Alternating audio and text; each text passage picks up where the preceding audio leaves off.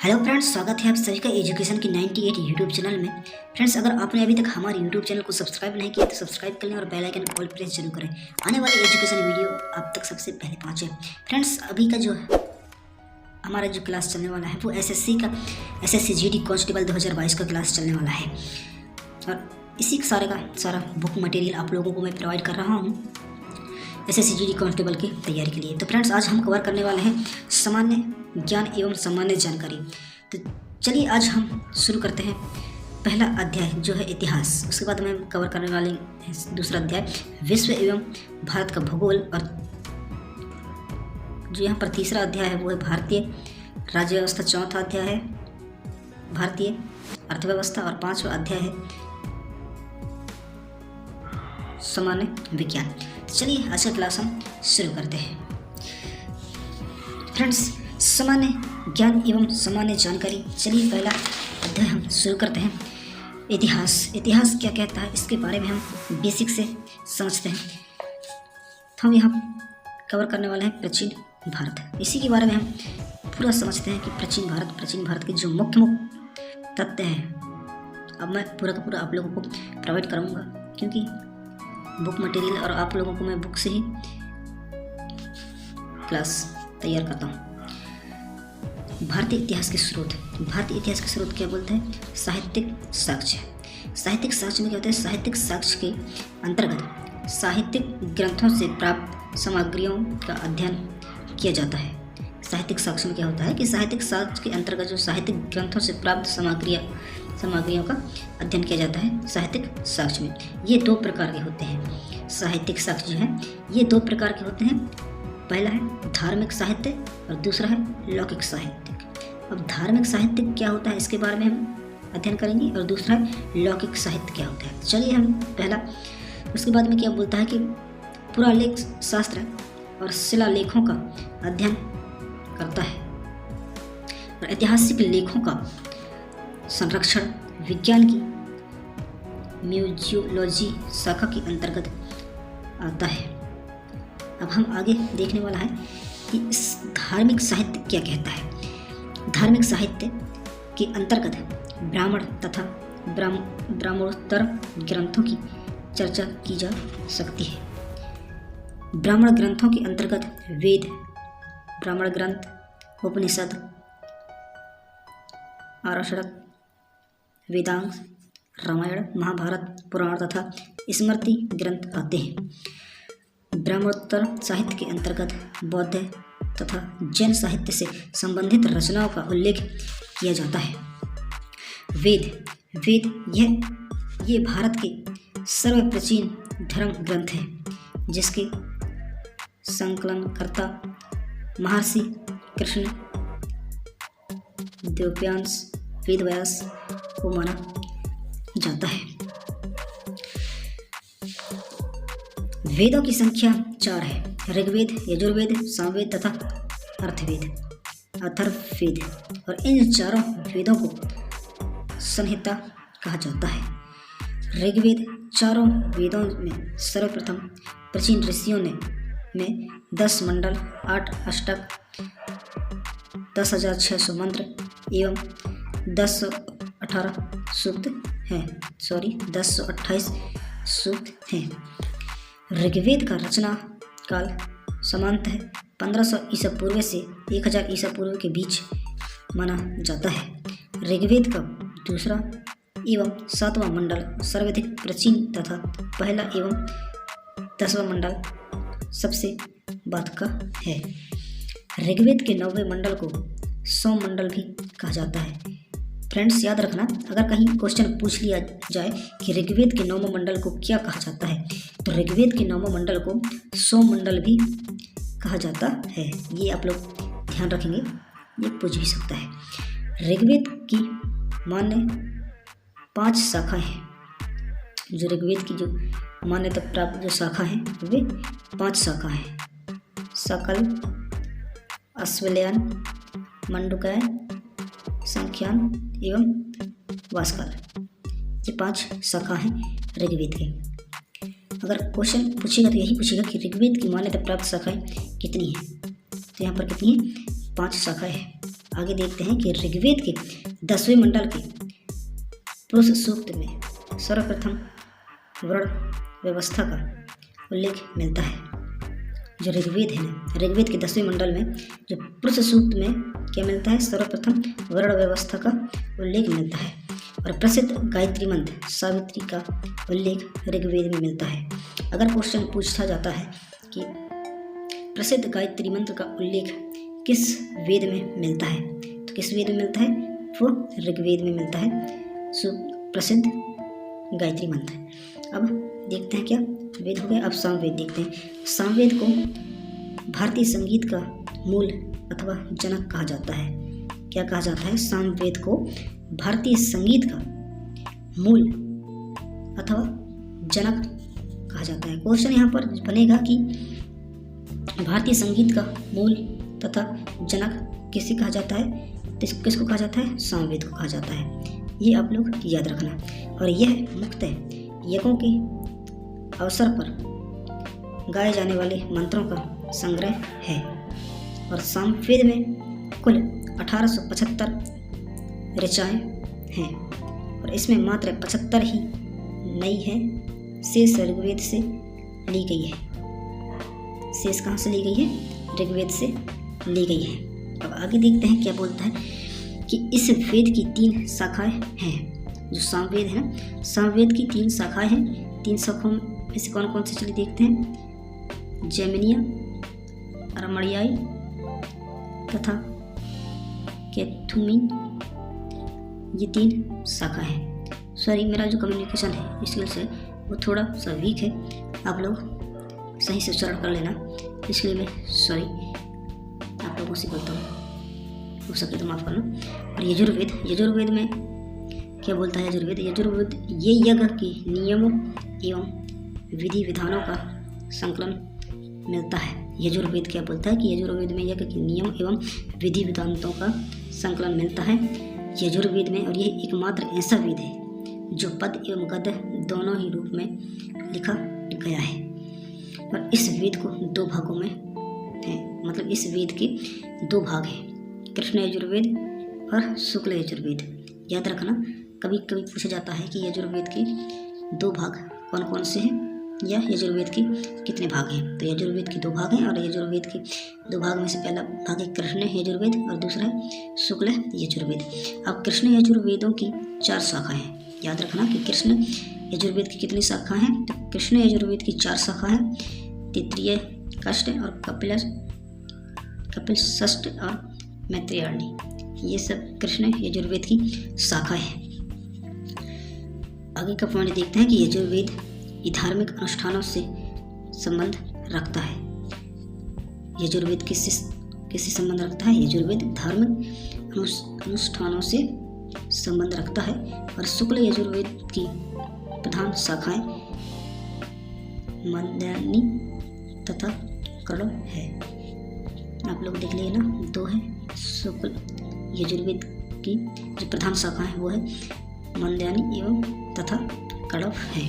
और शुक्ल यजुर्वेद की संहिताओं के रचयिता वाजयसनी के पुत्र याज्ञवल्क्य हैं, इसलिए इसे वाजसैनी साहित्य भी कहा जाता है। इसमें केवल मंत्रों का समावेश है। अब अर्थवेद देखते हैं। अर्थवेद क्या कहता है? अर्थवेद कहता है कि अर्थवेद में सामान्यतः मनुष्यों के विचारों तथा अंधविश्वासों का विवरण मिलता है। इसमें कुल 20 मंडल, 730 ऋचाएँ तथा 5987 मंत्र हैं। अर्थवेद की 2 शाखाएं हैं, शौनक और पिप्लाद हैं। ये याद रखना कि ये जो अथर्ववेद है,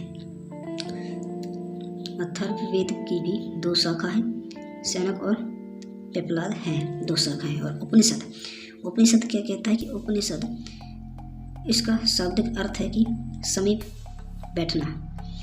इसमें आत्मा, परमात्मा एवं संसार के संदर्भ में प्रचलित दार्शनिक विचारों का संग्रह है और उपनिषद वेदों का अंतिम भाग है।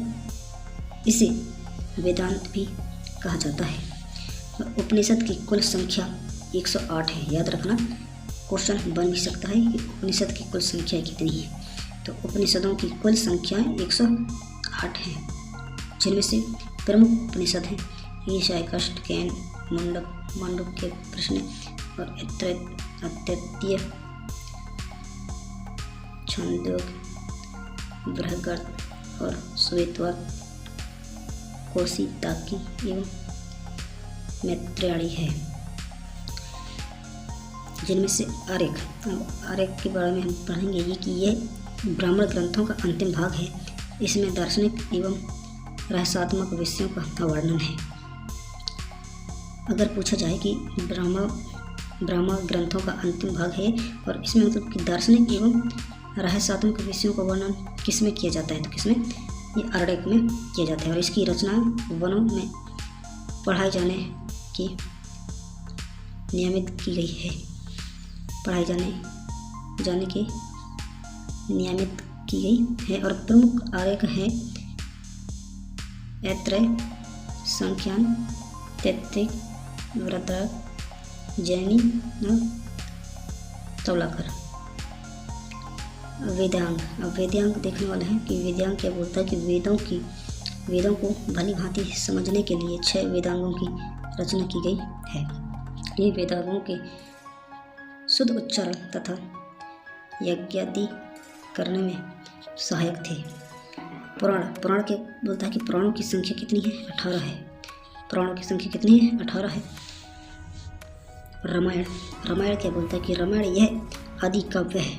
इसकी रचना 2वीं शताब्दी के आसपास संस्कृत भाषा में वाल्मीकि द्वारा की गई थी। प्रारंभ में इसमें 6000 श्लोक थे, जो कालांतर में 24,000 हो गए। इसे चतुर्सप्ती और सहस्राग्री साहित्य भी कहा जाता है।